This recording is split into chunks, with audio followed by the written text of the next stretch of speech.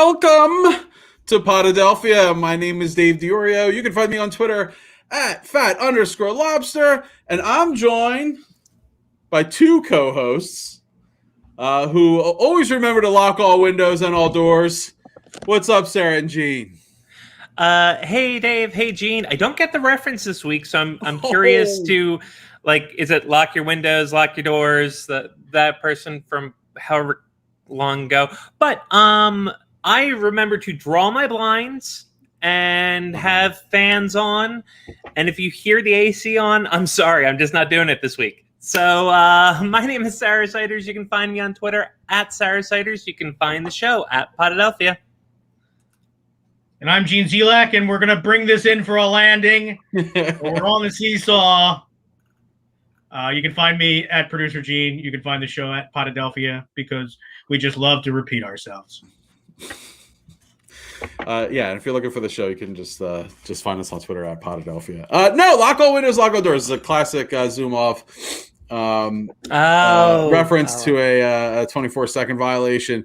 And that's where we're going to start today. We got the sad news this morning that Mark Zumov is not going to be calling Sixers games for us anymore. Yeah, that was surprising. It also was surprising just how long he's been doing it. You know, I knew to me he's the voice of the Sixers. You know, I don't have any strong memory of someone other than him doing the television coverage, but there were no inklings, no rumors that he was gonna leave. Seems younger and healthier. I mean, young enough and healthy enough. So I was really surprised, and actually it affected me more than I thought it would. You know, I thought my response was gonna be, "Oh, that's a shame." And then I'm like, yeah, it is a shame. It really is a shame that he never got to be there for a championship. Came close, but never there for the Sixers to close the deal.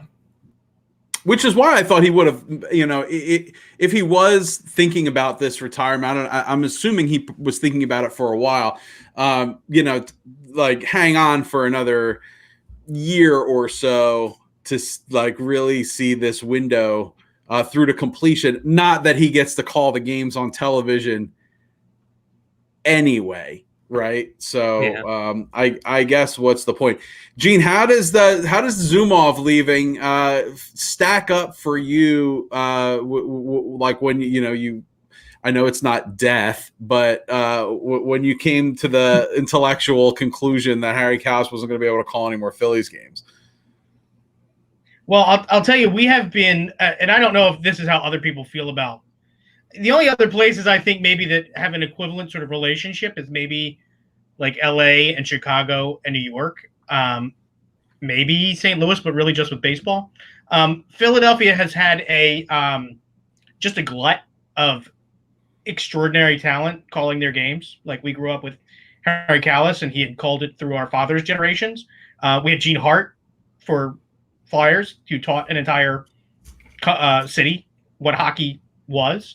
We've had Mark Zumov do Sixers games through and was there for 01. And I definitely listened to game one of the 01 series in LA on the radio, synced up with my television. So I only know Mark Zumov's call of the step over and not the NBC call.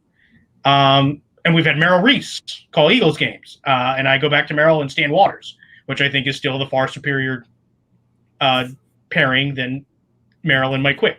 But Merrill and Mike Quick got to call a lot better games. So, I mean, we've just had an extraordinary glut of talent for all four sports. And I'll tell you, comparing it to Kalas is very difficult because there's not really anything that you can compare to Harry. I mean, he literally died in the booth. And I don't think that there's anything more poetic than him dying in the booth, right? Except maybe dying during a World Series game that he wasn't allowed to call on television. Thank God we got to hear him say, Phillies are the World Series champions of baseball, and get to see Chris Wheeler doing this. I'm glad that we have that in I don't know why, Gene. Whenever I see Wheels doing that, I think of you. Maybe because I often imitate it, but also because I once toured the Budweiser brewery behind Chris Wheeler. So we do sort of have a thing. Okay. I don't miss him. Just for all of the talent we've had in the booth in Philadelphia, we also had Chris Wheeler. So it's kind of unfair for Wheels though, because like when you're the third man with Harry and Whitey, it's tough to be like, I'm going to hold up my leg of the table here. I think my biggest problem with Wheeler has always been that like he sort of thought of himself as like, it was Harry, it was 1A and Whitey was 1B. And he doesn't think of himself as anything less than 1C.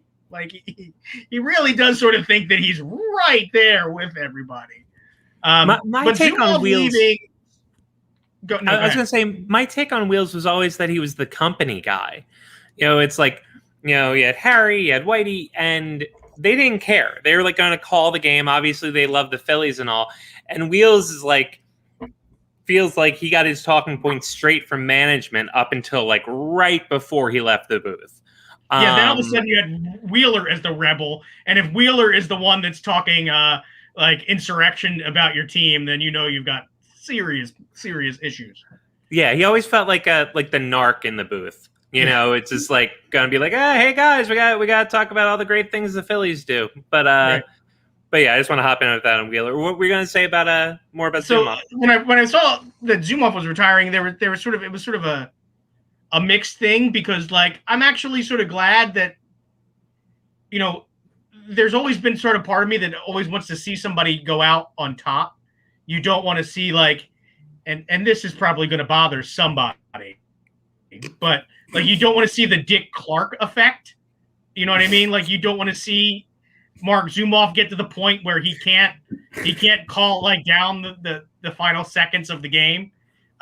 You want to always see him. You didn't want to see the Ryan Seacrest sort of like tailing behind him at games, just waiting for him to croak so he could take over the job.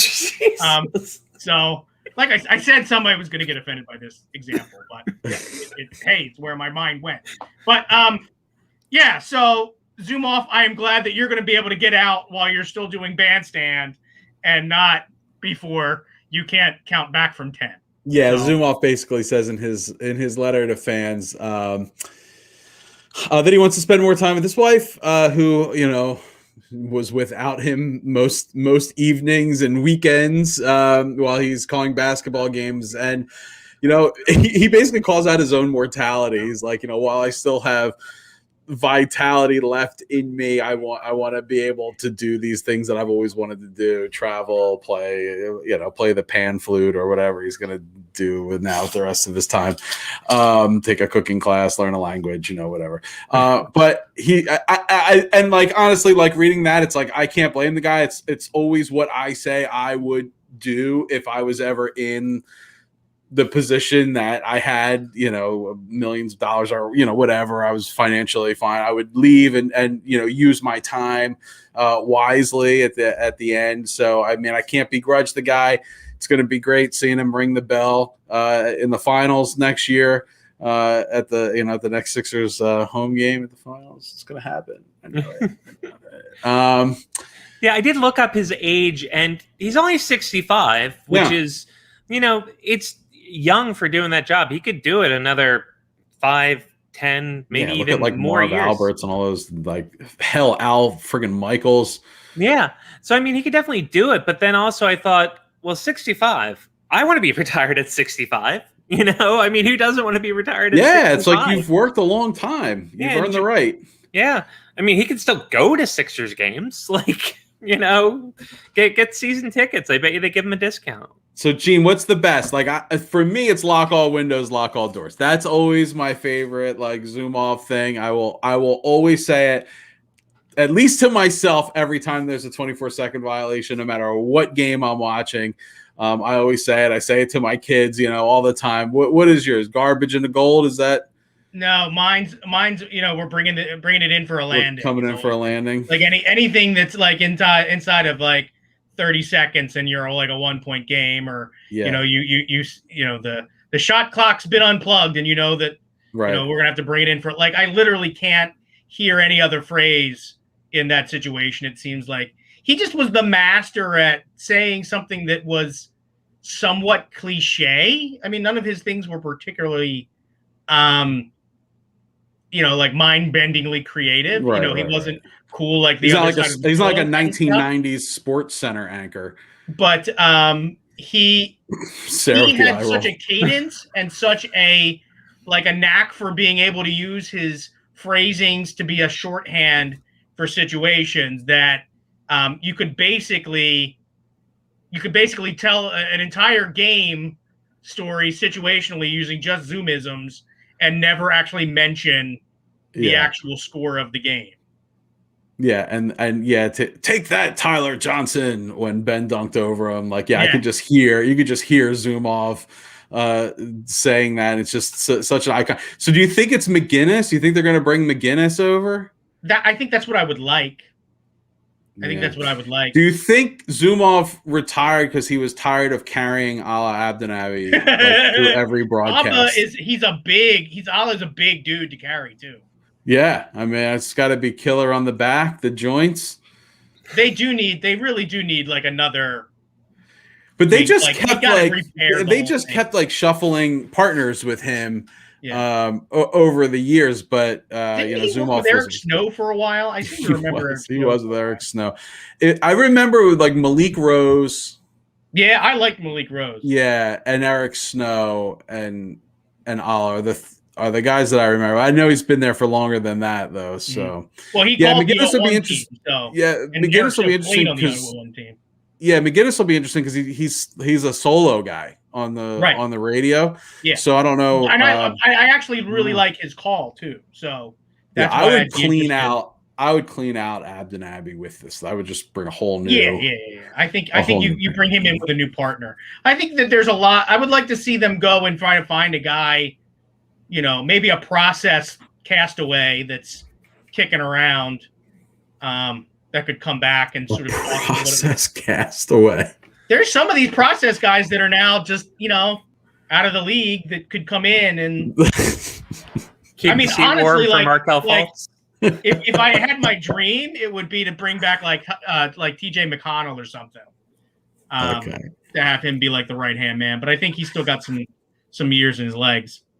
We were talking earlier about these like broadcast groups and stuff, and it really is a shame that they always get kind of cut off in the playoffs when like the spotlight is the brightest, and you kind of lose the guys that you've spent the entire year listening to, and you feel like you've built a relationship with them. It's like they're the part of the experience, is like that tonality of that voice, and I know it'll never happen. It'll never in a million years ever happen. But I don't know. Like I don't know that we talked about it very much. But when the Phillies were on Peacock a couple of weeks ago, they had these mixed booths. Of like Phillies broadcasters and Giants broadcasters, and like John Miller, who's like also like a legend. In the booth with Kruk and J-Roll and stuff, and like. The two, because no one knows the game better than them. Like I don't care how much time you give like Joe Buck and Troy Aikman and McCarver and all these guys to like study the team. Like nobody knows them as much as the hometown announcers do. And it was an interesting dynamic having like the two sides like together in the booth calling the game. I would love to see more of that. I mean, I know it probably couldn't happen in basketball as easily as it does for baseball, but.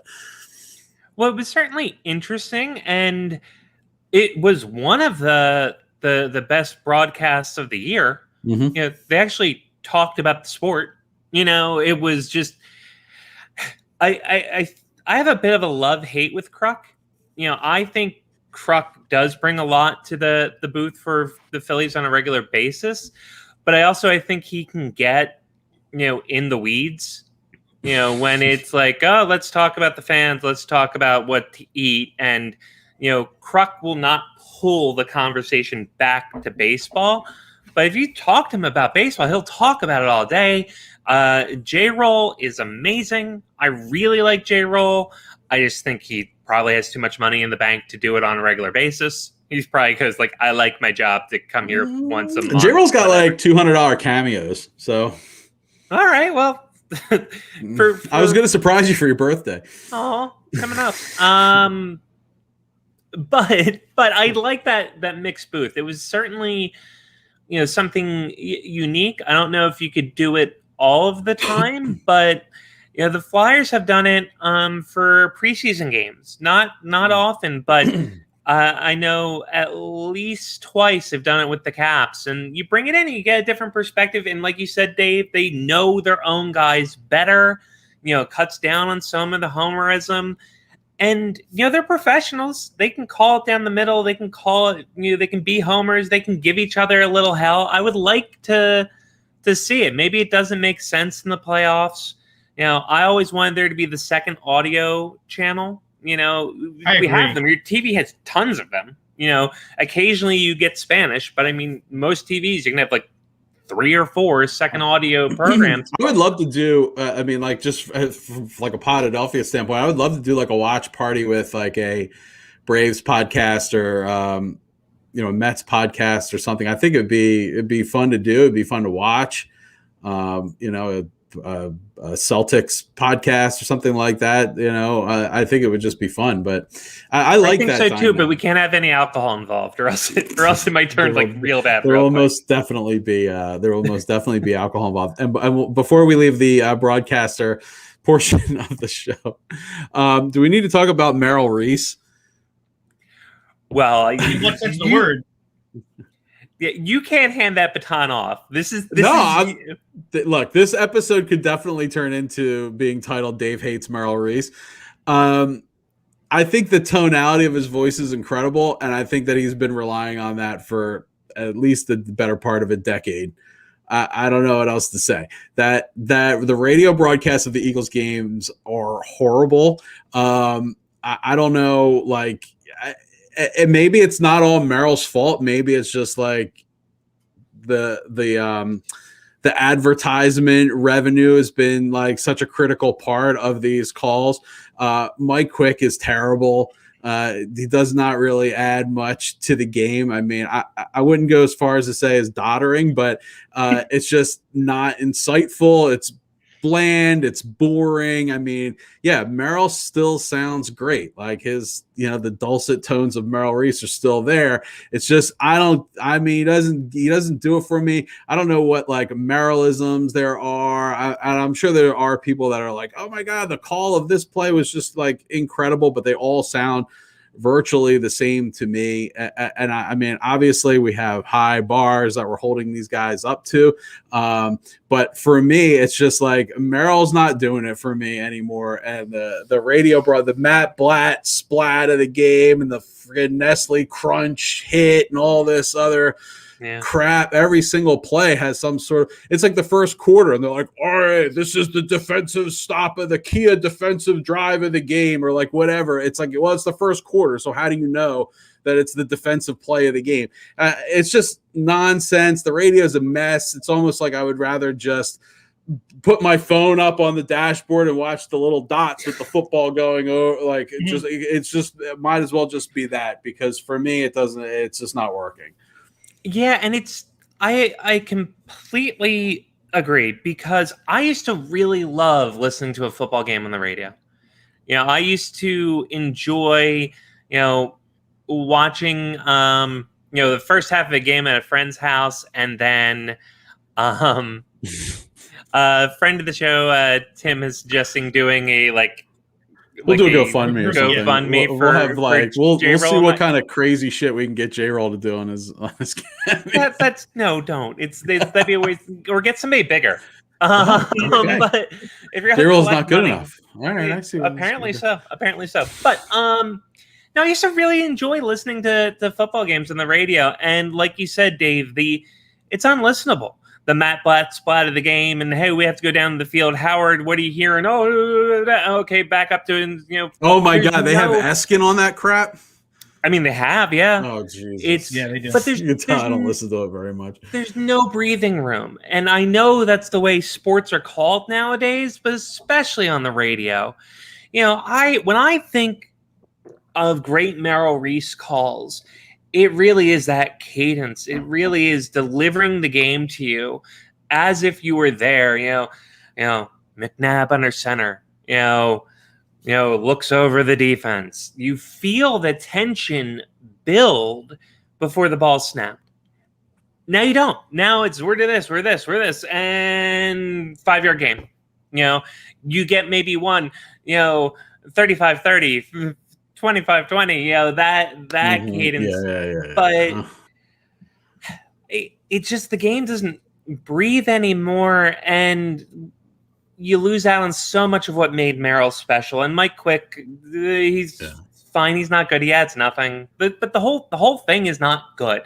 I always like when they do Eagles wearing their midnight green jerseys trimmed in white with white pants moving left to right. To right. Yeah.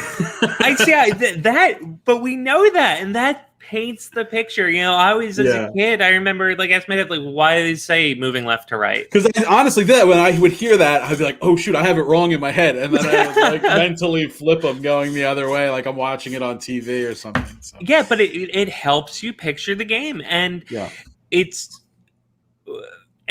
And maybe he's phoning it in. Maybe time has left him by. Maybe nobody could make that broadcast listenable. But yeah, I do feel for Merrill. I don't like listening to the Eagles on the radio.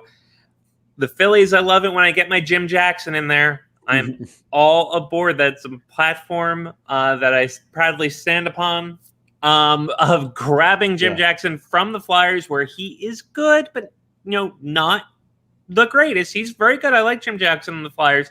Take him to put him on the Phillies coverage. He is great at baseball. He is good at hockey. He's great at baseball. Well, LA and Fransky are really, really good to listen to. Oh, yeah, I'm a huge Larry Anderson guy. I wasn't at first.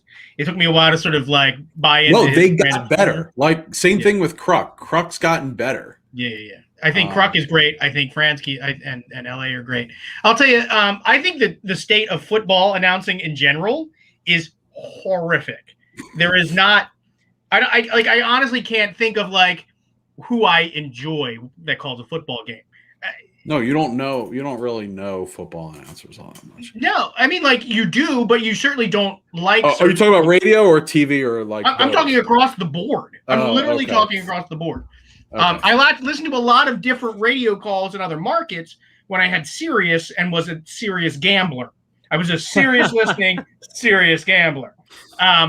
So I will tell you, the one thing I will say that Merrill Reese, and maybe the hill that I will die on for him, is there is not anything that even resembles the way that he calls a game in any other city. He is truly at least a brand unto himself, so that if you listen to an Eagles game, you are at least getting a uniquely Philadelphia and Merrill Reese experience. But I will tell you, and children, if you're listening, you may want to plug your ears. This is very much, to me, when I saw the YouTube video of how Merrill Reese calls a game, was very much like being revealed that the Easter Bunny and the Tooth Fairy are not the same person, which I didn't know if you guys knew. But I thought the whole time the Easter Bunny, Tooth Fairy, same guy. It's not true. But Merrill Reese. It's funny to me, though, that you personify the Tooth Fairy as male. He's not? No, I mean, it totally could be. I don't know. It's just in my mind. I was just always a female fairy. I think that's very close-minded, Dave. Well, you're probably right. I don't know. Thank you, Gene. Thank you. Representation in the Tooth Fairy thing. Also, I'm just being honest. In my mind, the Tooth Fairy was a woman. The Easter Bunny was male. I don't know what to tell you. Well, the Easter Bunny was a bunny. I was saying. Yeah, that's weird. We'll get back to that. Just real quick, public service announcement. Your Tooth Fairy is dependent upon your school district. So the Norristown area school district Tooth Fairy gets $1. So maybe if your cousins are in a different school district, they might get more. But or less. Or less. If your Tooth Fairy is cheap. It's school district. It's your tax dollars it's much at work. Like bus drivers. You may have a guy Tooth Fairy. You might have a lady Tooth Fairy. So what happens in school when they go, I got $5 from my tooth? Maybe We'll cross Wires that bridge with when we come to it. Honesty is always the best policy. But if you've ever seen the YouTube video where they show how, I think it's on YouTube, where they show how Merrill Reese calls a game, and you see how much of the work is done by his spotter and his statistician, you really do see. It's really very revealing as to how much that guy should be getting so much more. That guy just reading from a teleprompter. It's a lot of this. He's got placards that he fires up in Merrill's face, and then numbers, and then writes down names. And the guy is just on it. The binoculars. It's incredible to see how his spotter, how good he is to make Merrill sound so effortless. Because really, it's just Merrill just going blah blah blah blah blah blah blah blah blah blah. It makes him look very, very. How did he let that get out? By the way, I don't know. Yeah, I think it was an NFL Films thing, but I recommend it if you want to have their curtain pulled back and your childhood ruined and everything that you hold sacred suddenly seems already ruined. If that's what you're into, which is something I'm definitely everything's into. Ruined for me. But I will say, if you listen to other places, if you listen to Jacksonville and you listen to Tampa Bay and all of the Floridas, if you listen to San Diego, or if you listen to the Texans, you can't tell the difference between any of those teams. You can't. They just all sound like the same broadcast. At the very least, when you listen to the Eagles, good, bad, or indifferent, it is a uniquely Eagles broadcast. I'm sure some of those high school football games for a decade on Sundays, having to listen to those broadcasts, and only the broadcast, because I was running the radio feed at WDEL. So the sync was so off so badly. My feed from the radio was so ahead because of the delay. I couldn't watch it at the same time because I was 10 seconds ahead. So I could see it as a replay, but as far as the game happening, I was sort of captive to the machine. So I was actually always grateful when the radio calls would go national, because then it could be automated and I could watch the playoff games at home. Also, the Trey Youngless Hawks are up 51-38 at the half. So if you could figure out basketball, please let me know, because I have no idea what's going on in the NBA. All right. Well, we just did 30 minutes on Zoom off and announcers in general. Hey, Embiid was spotted in Margate. It's hard to miss him, I assume, in Margate. What's that? I said it would be hard to miss him in Margate. Yeah. You might be able to see him from several locales. Other townships might be able to spot him if he was in Margate. Anyone surprised? Tall enough to hide him in Margate. Anyone surprised Embiid's just chilling in Margate? No. Yes and no. Intellectually, I'm surprised, but viscerally, emotionally, not at all. He is a Philly guy. He wears it on his sleeve. He really does seem like he enjoys being a Philly guy. I mean, he nicknamed himself the Processed, So I think, he's photobombing weddings in the past. I think him vacationing down the shore, probably saying down the shore, is 100% on brand. I love to see it. The guy just builds his legacy, Sure. You don't see Ben down the shore, do you? No. We'll talk about Ben in a second. But yeah, I'm just surprised at the Margate city selection choice.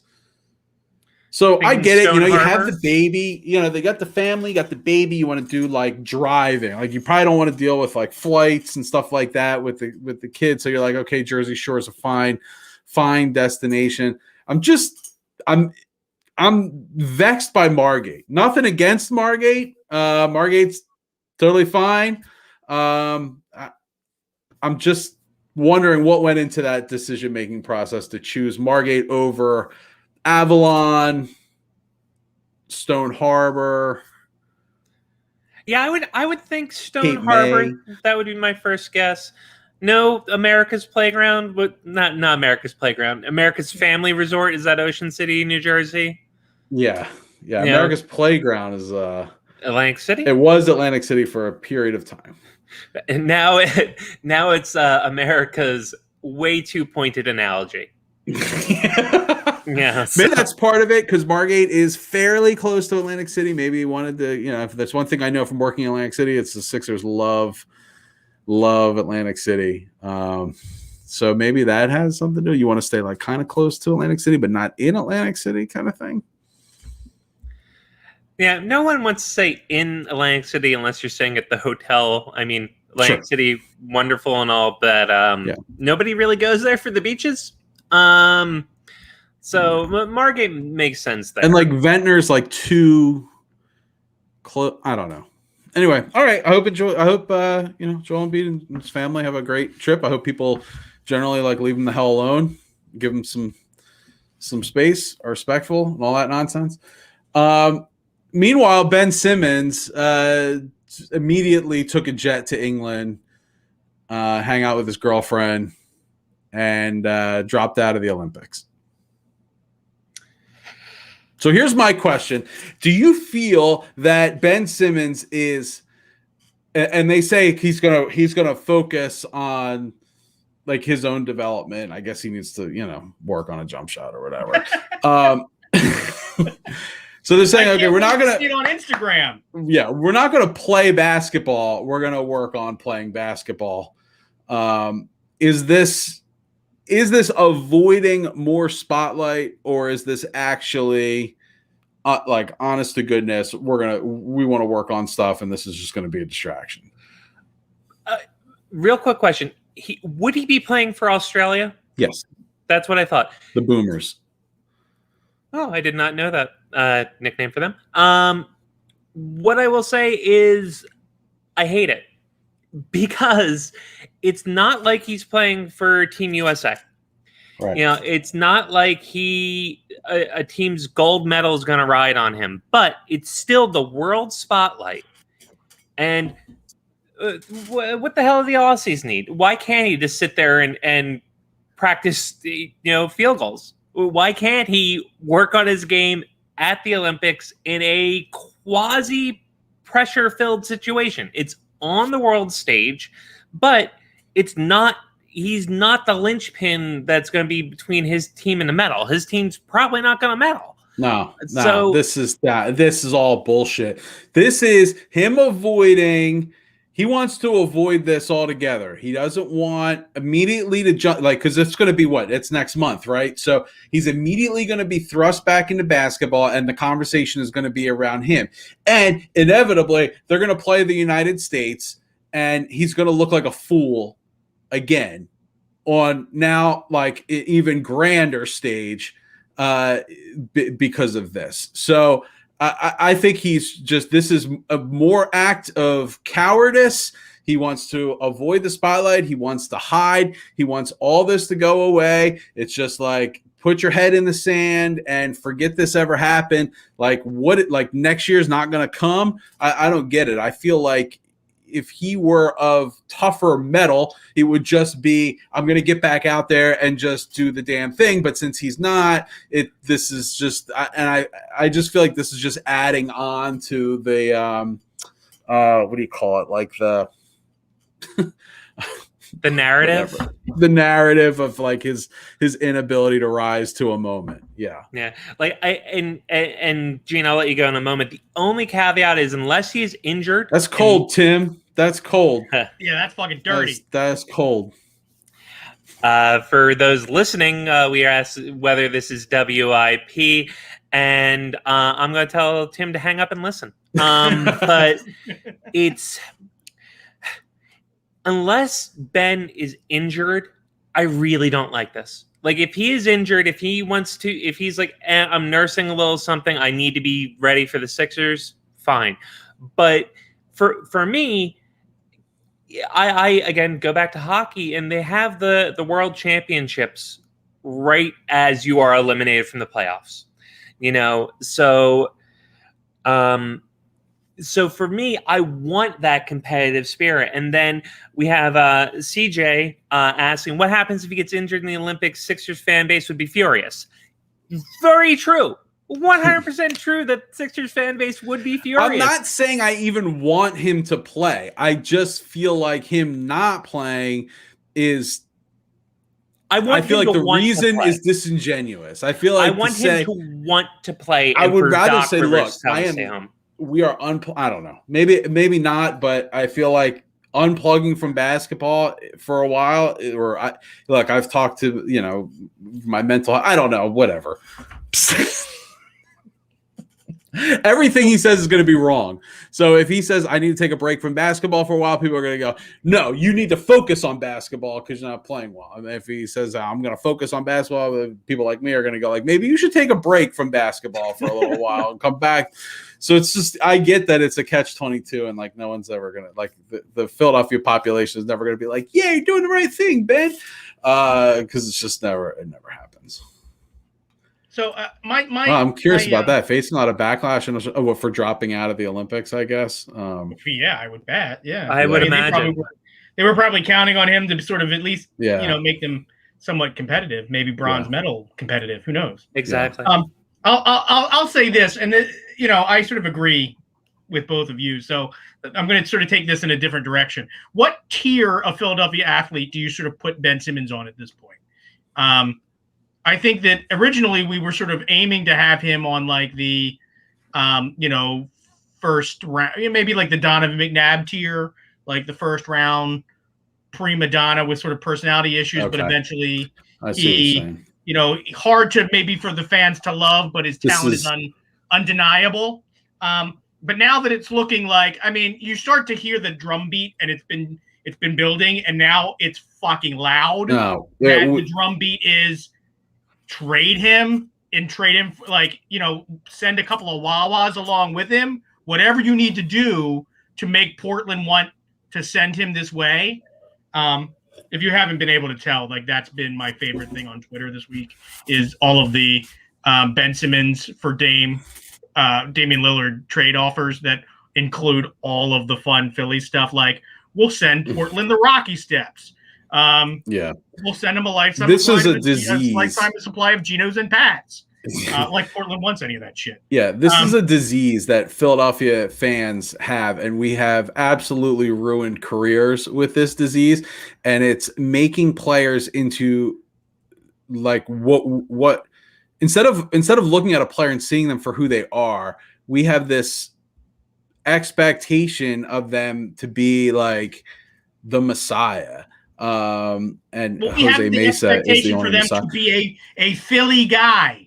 No, and well, that means you're going to be Philly guy's different, but the quintessential example of this is Andre Iguodala.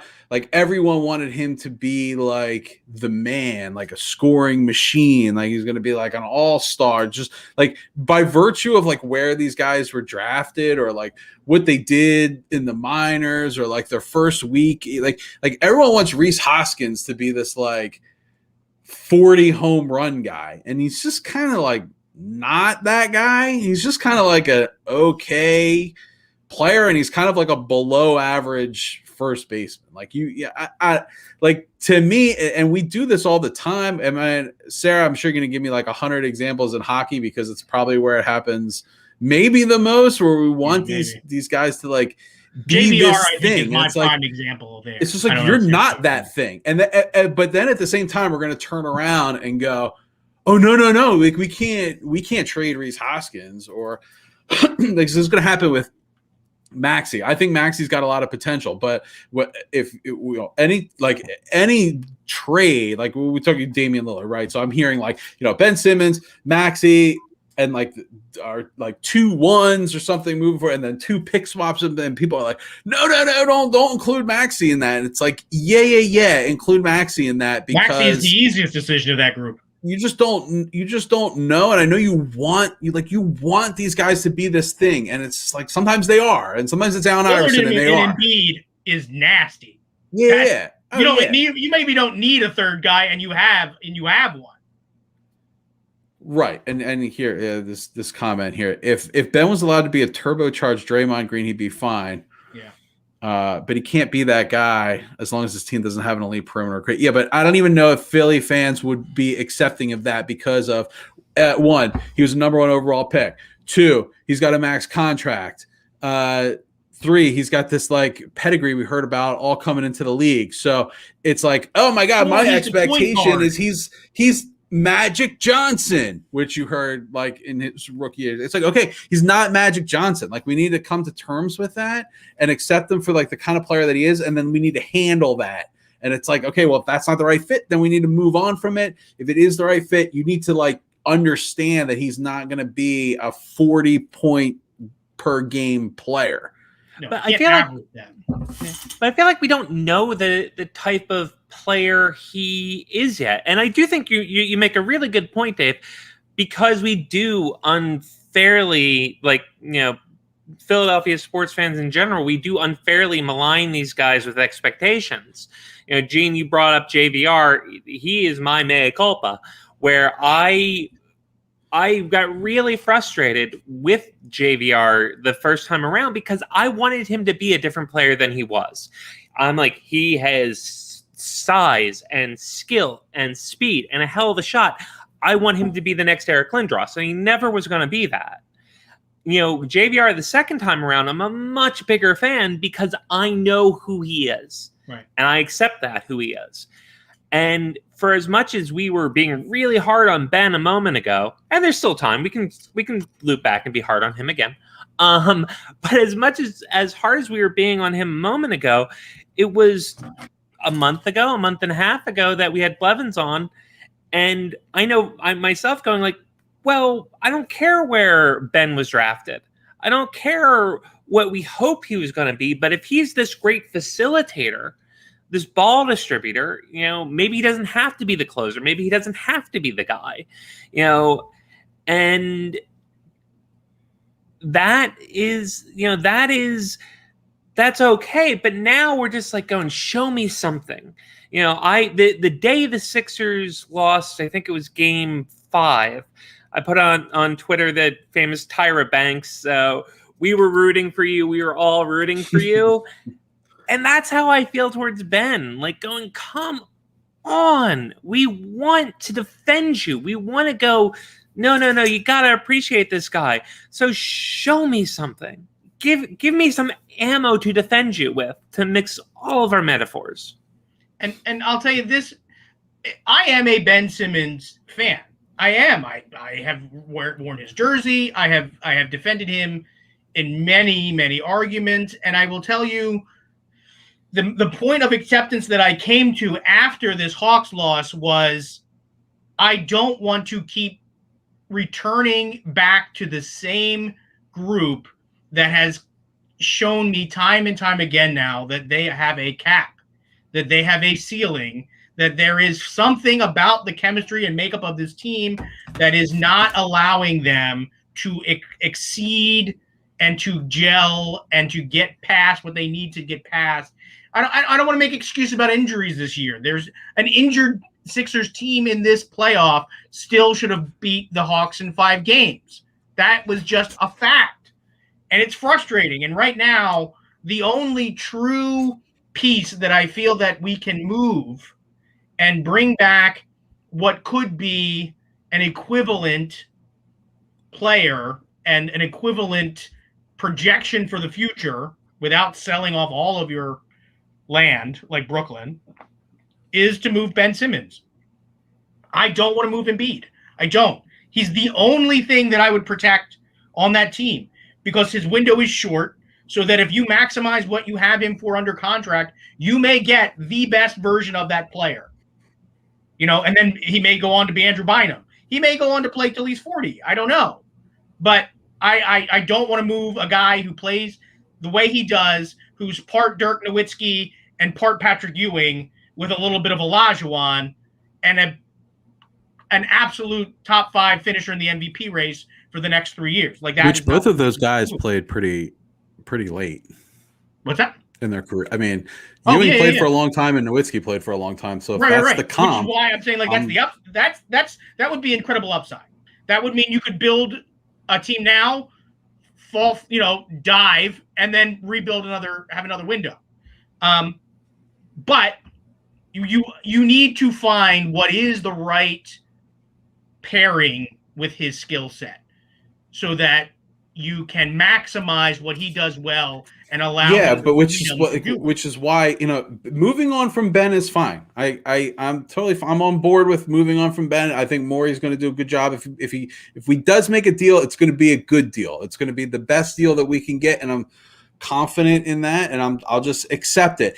But what I don't want to say is like, okay, well, I'm moving on from Ben because he's not an elite scorer, or like whatever these other like expectations you had when he was drafted 1 overall. That's all. Right. Yeah, I think that we move on from Ben because he actually does have an elite skill set and is going to net you a heavy return because he will go someplace else and succeed because he is a talented player. And there is probably a situation where he is going – it's not that he has not had great seasons here. He was a finalist for Defensive Player of the Year. He does things that benefit a team. If that's funny. Toby is escaping. Look, you don't need to be the shortest person when the lightning strikes. You just need to not be the tallest. Right. Well, and Tobias is not the one being bantered about that is going to be leaving. You know what I mean? And if they got a deal that included Tobias Harris, I would do that too. I just don't think that he's the one that's going to net you a Damian Lillard. I don't know that the Sixers are going to get that. That would be my dream pick. It is the one that's the sexiest chatter right now. But we all know that for a while we all talked about how the Sixers were getting LeBron James. Look how well that worked out. Yeah, and to bounce off Lillard that point, is unlikely. Like I just want to put that out there. We believe that highly unlikely. We might have been in second place for LeBron James. It's just really there wasn't anything but first place. It's really unlikely that we're going to land Damian Lillard. I'm just saying it's. I think it's unlikely he gets traded out of Portland. Period. Okay, well then there you go. But for anyone the Sixers want to bring in, by virtue, it's very unlikely. But by anyone the Sixers want to bring in, or any team wants to bring in somebody, you have to give up something.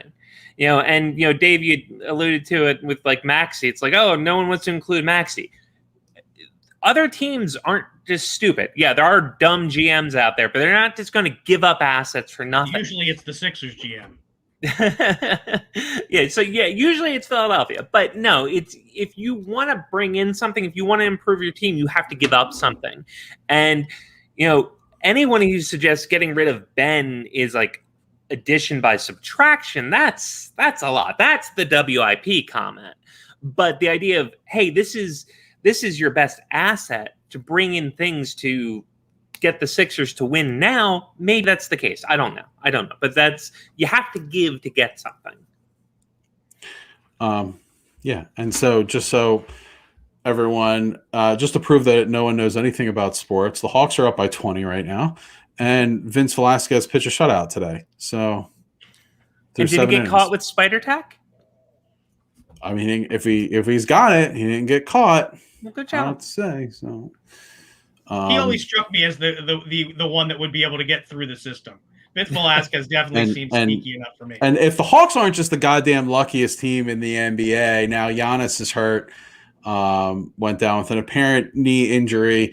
So they get the Knicks, like a defunct Sixers team with an injured Embiid. Now they're going to get, an injured Antetokounmpo, and like what other dumb luck are they going to fall into in the finals if they happen to make it? But it's just what a devastating NBA playoffs with all these injuries. It's almost like, I don't know. The Lakers were out of it because of it. The Nets are out of it. The Sixers were out of it. Kawhi's it was hurt. to be like this resurgence of like Showtime. You were going to have all of these. The Warriors were out of it before the season even started. In the finals, and what did you get? You're going to get Trae Young. Oh God! Well, he's hurt too. Yeah. So I'm sure he'll be back probably later in the series, in some capacity. But let's see, what are we at here? 50 minutes. Let's do 5 minutes on the Flyers. Because we talked a lot about trading Ben Simmons today, but there's a lot of activity on Flyers Twitter about old-time cartoon characters. So, Sarah, take it away. Or the son, or one of the sons of an old-time cartoon character. Yeah. And it's not just Flyers Twitter, which is insane as always. Yeah. For the love of God, people, unplug. And this is me. This is me. You can see how much I'm on there. I can't help myself either, but unplug. Have a drink. Calm down. But the Flyers are heavily rumored to be one of the teams most aggressively pursuing Seth Jones. Seth Jones, son of Popeye Jones, current assistant coach with the Sixers. Seth entered the league, I want to say like 6 years ago now, in the same draft as Nathan McKinnon, went 4th overall to the Nashville Predators, and has been a very good defenseman for a while now. He's currently in Columbus, and he has told the Blue Jackets that he's not going to sign an extension with them. More or less, this stuff goes through the grapevine, but that he's not going to extend with them. He's an unrestricted free agent next summer, and Columbus is looking to trade him, and there is a whole lot of smoke surrounding the Flyers. And it can still fall through, but I did want to address it this week because we're taking next week off for the holiday. So 2 weeks from now, I think it's probably going to be done.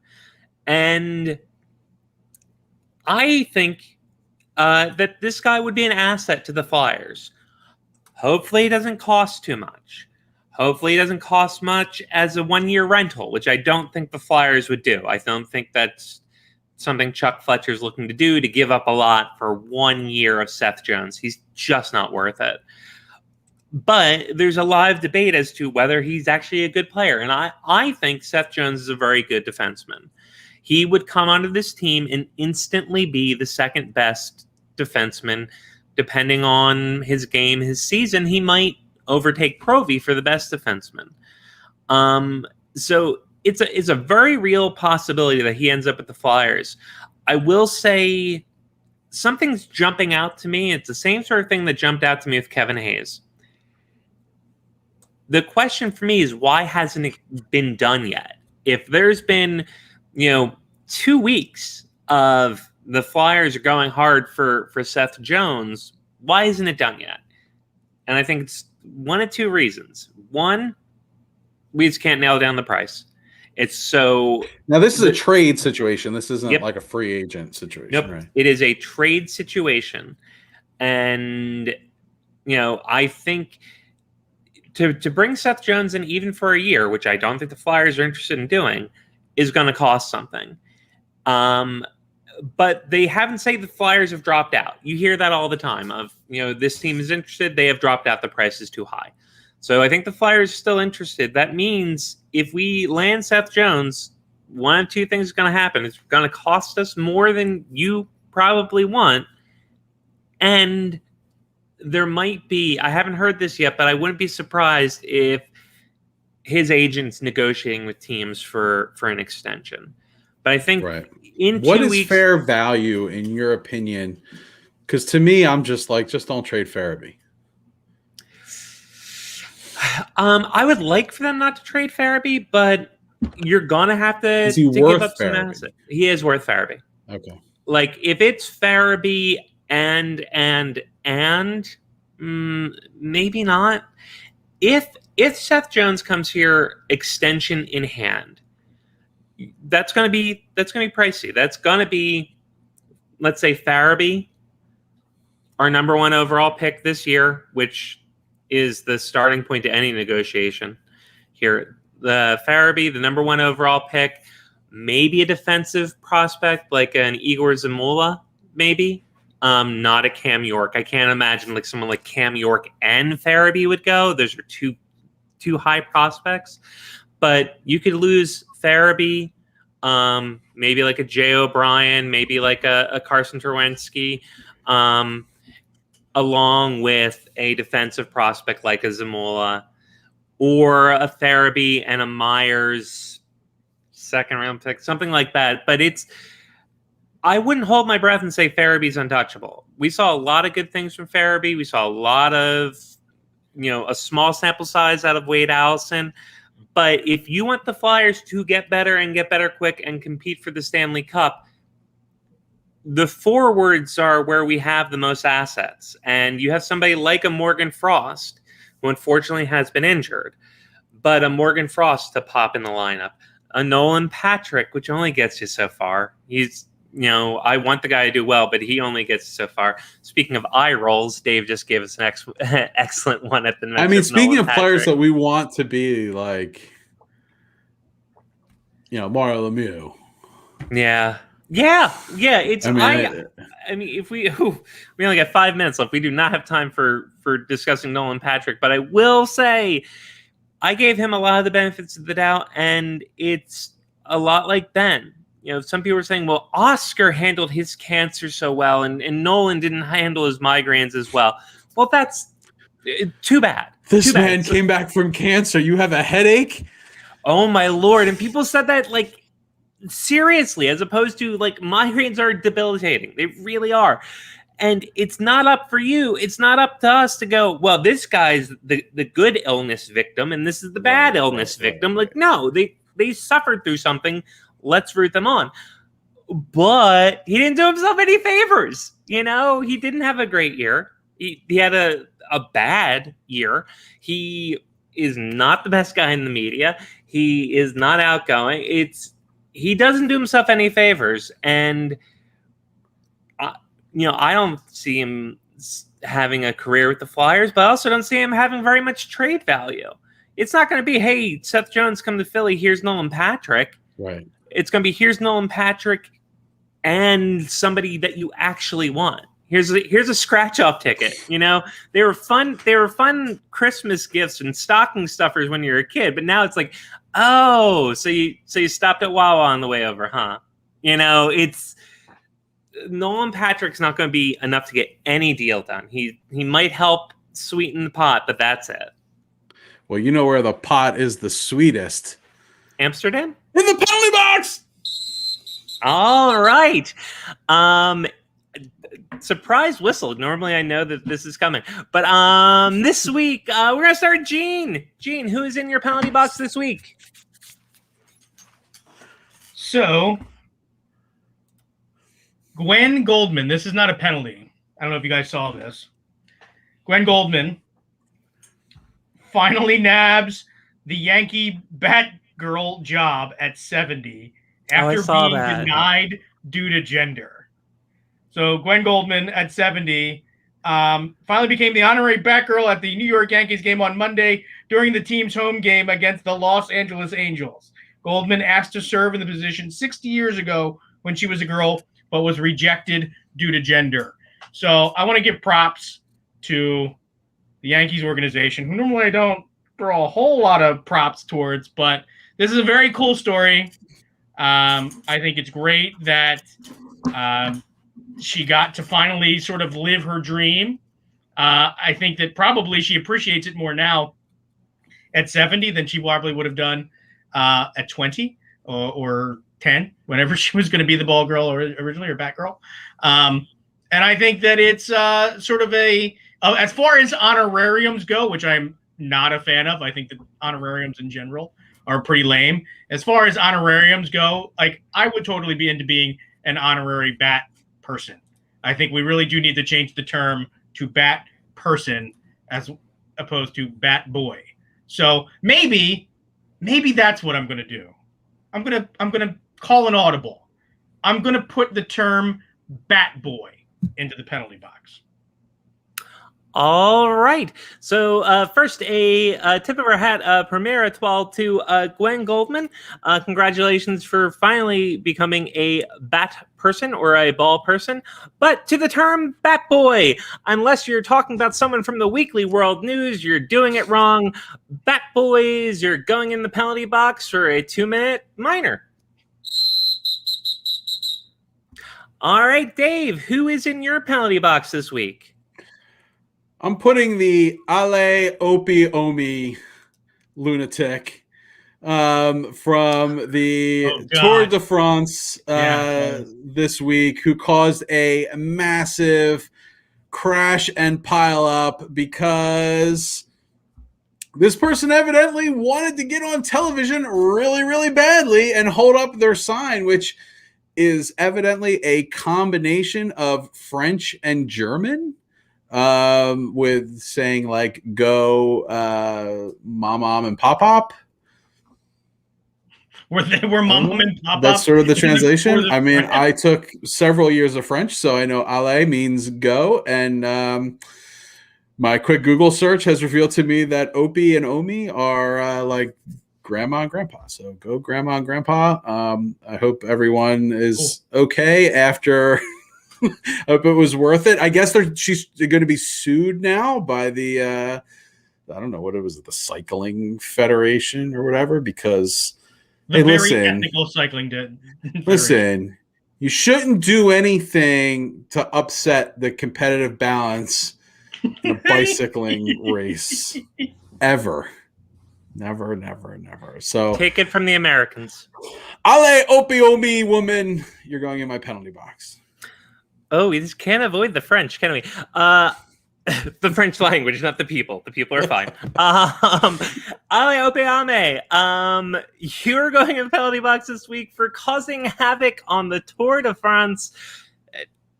Say hello to your grandmother and grandfather in public. Don't like in private.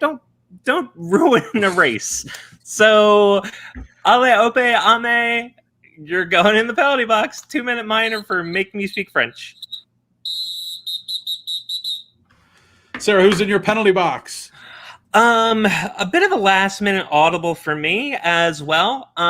It is the tail end of Pride Month, and the rainbow marketing has been everywhere. Everything is rainbows and pride and love is love and et cetera, and that is mostly a good thing. Sometimes it's hypocritical, and then sometimes it's downright surreal. Have you guys seen the love seats from IKEA? No. Okay, so IKEA is running a promotion. These are not for sale. That's the first part of this. The love seats are not for sale. Yeah. Oh God, yeah. Oh, if they were, I'd have to consider. Is this something that have like musical quotes on them? They pride flags, and artists have used them as jumping off points for inspiration for their designs, and they are friggin' weird. Okay, so you have a rainbow design meant to represent the progress flag that's like floral and coming up. You have a trans one that's clouds and puffy and impractical to sit on, but most notably you have the bisexual flag, which is in the colors of the bi flag, and that's all well and good, but it's a whole bunch of handprints, and it's embroidered with, when you change or to and, nobody believes you. Happy Pride? It doesn't say Happy Pride, but it just says we're celebrating people and we think bisexuals are liars. So, Happy Pride from IKEA to you. If you're bi, nobody believes you. So IKEA, for something as disjointed as it is surreal, keep your rainbow marketing and take a double minor for bisexuals. Take a double minor for bisexuals. IKEA, you're going in the penalty box.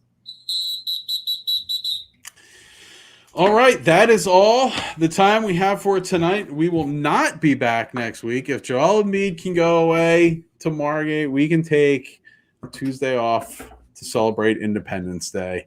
So we will be out of pocket next week, but we'll be back the Tuesday after to talk about everything we missed. Talk about some. I'm sure we'll have a lot of All-Star. I think that's All-Star week. The week we'll be back. Yeah, we'll have a lot of All-Star games. We didn't even talk about the uniforms for the All-Star game today. It'll keep for another. Yeah. Well, we'll have a full All-Star game breakdown next time. I think will we be broadcasting during the Home Run Derby? We might be. Yeah, it's usually Tuesday. Yep. Okay. So we'll be back then. If you haven't done so already, please remember to rate, review, and subscribe to the show on iTunes or wherever you get your podcasts. Also, check us out on social media, Facebook, Twitter, and Instagram. Just search Podadelphia. If you have any more time in your podcast listening day, be sure to check out the Whip Around for all the week's weird news. And also check out the Painted Lines YouTube channel for wall-to-wall Philly sports coverage, including pop culture and everything else that's going on in the world of fun. So again, we'll be back in 2 weeks. Until then, have a great day. Have a great day at work, everybody. We are out of here.